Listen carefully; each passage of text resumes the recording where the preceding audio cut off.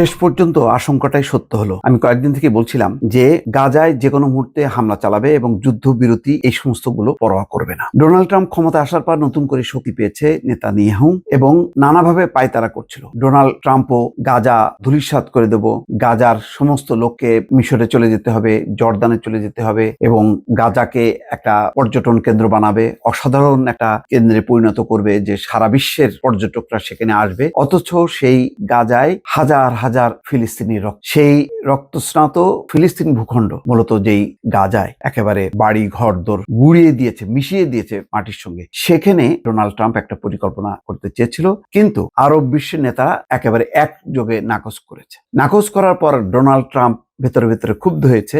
আজকে হঠাৎ করে দর্শক একেবারে ব্যাপক হামলা গাজার বিভিন্ন স্থানে